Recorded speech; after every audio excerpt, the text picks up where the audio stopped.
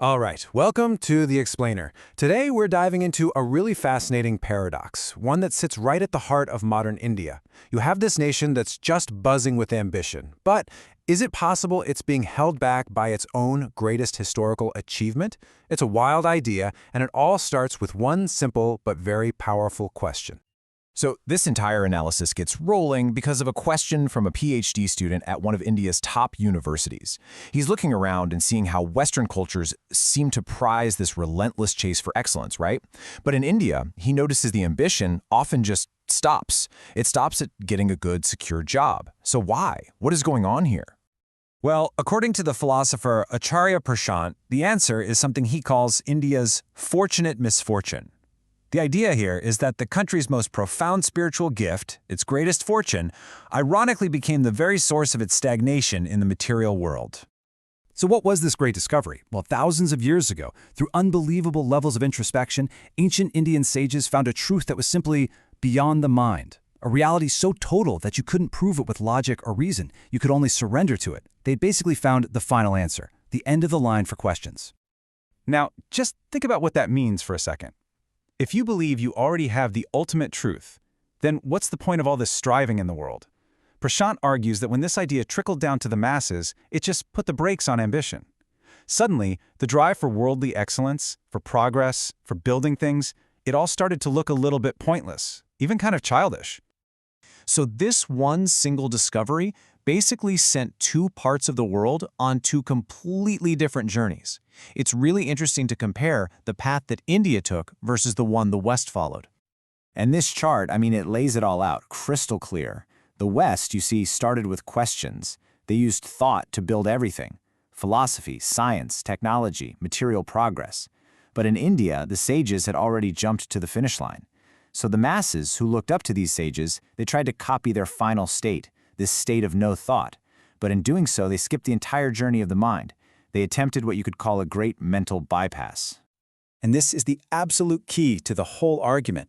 The sages reached a state beyond the mind only after they had used their minds to the absolute fullest. It was a long, hard, painstaking process.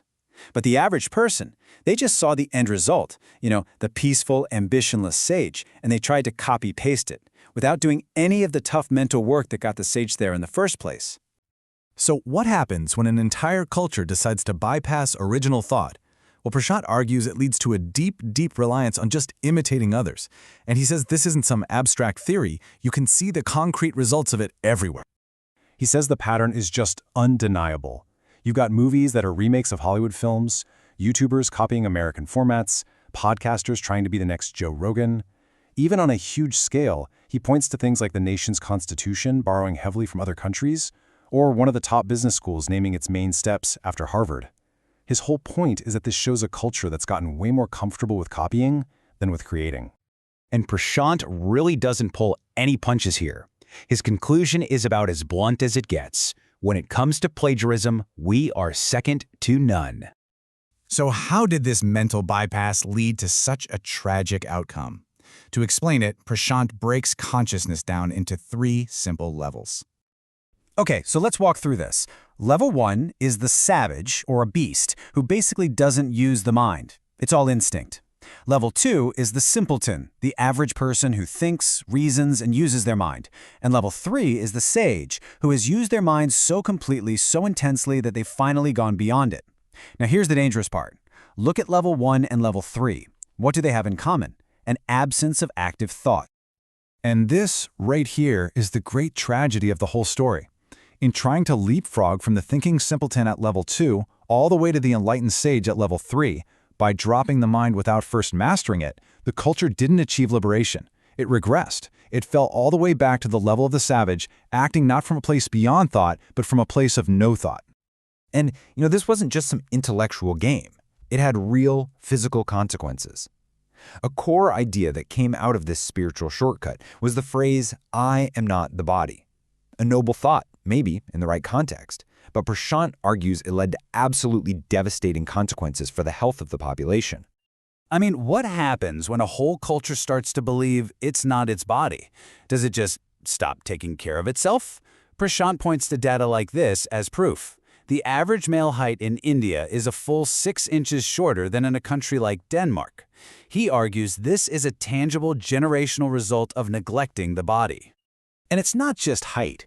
He points out that India now ranks near the top globally for all sorts of awful health statistics, from malnutrition to diabetes. The incredible, tragic irony here is that a philosophy of "I am not the body" has helped create a nation of profoundly unhealthy bodies. Okay, to really wrap this whole massive idea up, Prashant uses 2 incredibly powerful metaphors that just perfectly capture his entire argument. The first one is this classic Hindi idiom. It's about a person who is a 4, a chobe, representing the common thinker. He aims to become a 6, a chabe, or a sage. But because he tries to jump ahead without doing the work, he falls backward and becomes a 2, a dube, which represents the savage. He aimed for the sky, but ended up in the dirt. He didn't rise, he regressed. The second metaphor is just a single, heartbreaking line from a famous song. It translates to, "In the search for life, we came too close to death."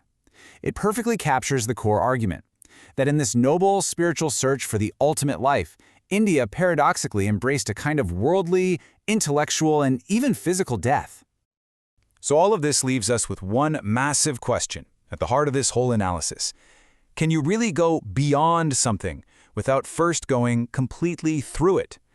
It suggests that maybe, just maybe, the real path to excellence isn't about bypassing the hard work of the mind, but about mastering it so completely that you finally earn the right to let it go.